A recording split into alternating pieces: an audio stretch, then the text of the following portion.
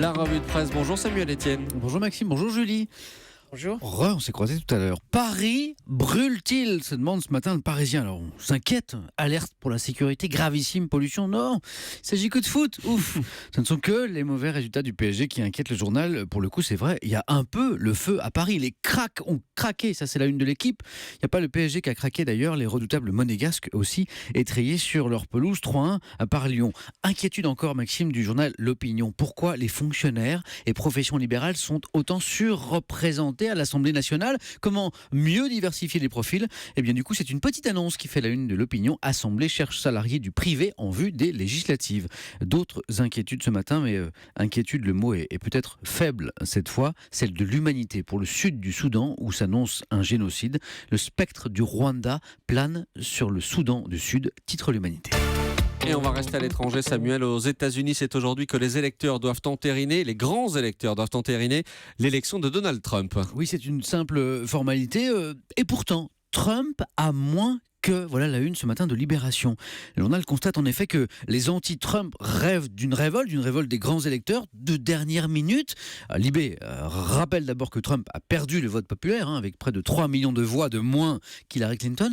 Rappelle aussi cette singularité américaine du collège des grands électeurs qui peut en théorie, faire défection, barrer la route de la Maison-Blanche à Trump, d'autant que ces grands électeurs s'expriment dans un contexte extraordinaire. Le renseignement américain a conclu que des hackers russes avaient bien tenté de jouer sur le scrutin. Du coup, ces grands électeurs reçoivent en ce moment de nombreuses pressions de la part de leurs concitoyens, de stars d'Hollywood aussi, pour voter selon leur conscience. Plusieurs personnalités ont diffusé une vidéo les appelant au sursaut. Vous avez le pouvoir et l'occasion de devenir dans les livres des héros américains qui ont changé l'histoire. Alors Libé se fait un petit peu plaisir ce matin. Titre « Dernière chance de virer Trump », tout en reconnaissant qu'il n'y a quasiment aucune chance que cela arrive. On va revenir en France, Samuel. François Fillon a été chahuté ces derniers jours sur sa réforme de la sécurité sociale, mais aussi sur ses positions sur la Syrie et la Russie de Poutine. Oui, ce matin, les Échos annoncent le prochain dossier chaud du candidat de la droite, les suppressions de postes de fonctionnaires. Alors, Fillon s'est engagé, rappelons-le, à réduire de 500 000 le nombre d'agents publics, mais le journal prévient, les difficultés pour y parvenir seraient considérables. Au sein de l'État, le retour à la règle édictée par Nicolas Sarkozy, le non-remplacement d'un fonctionnaire sur 2 partant à la retraite, serait compliqué. Difficile, par exemple, vu le contexte de tailler dans les effectifs de l'armée. Supprimer les postes à l'hôpital, attention, dossier ultra sensible, préviennent les Échos.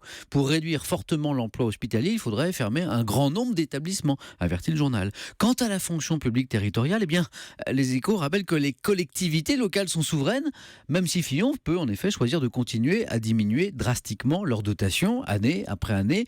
Si quelqu'un en doutait encore, pour Fillon, la primaire gagnée, le plus dur, reste bien à venir. Un clin d'œil dans cette revue de presse. Oui, enfin, parents, grands-parents, je suis sûr que cet article du Parisien aujourd'hui en France va vous intéresser au plus haut point. Tous à vos plans, comprenez comment bien cacher vos cadeaux de Noël pour que vos enfants ou petits-enfants ne les trouvent pas. C'est important ça. Et oui, puis ça rappelle les souvenirs à beaucoup de gens, je pense. Le journal liste les endroits à éviter, trop classiques, trop accessibles, sous le lit bien sûr, ça c'est nul.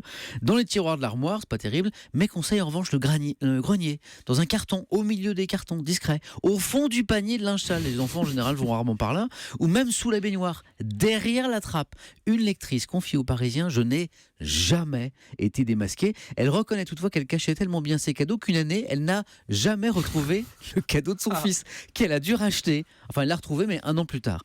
Julie, Maxime, est-ce que vous vous souvenez, vous trouviez les cadeaux cachés à Noël ou pas? Moi, j'ai été absolument nul pour ça. Julie? Dans le coffre de la voiture, c'est bien. Ah, c'est bien ça, le coffre de la bien voiture. sûr. Et voilà la Jusqu'au réponse à dernier tout, moment. Julie. Merci beaucoup, Samuel Etienne. À demain.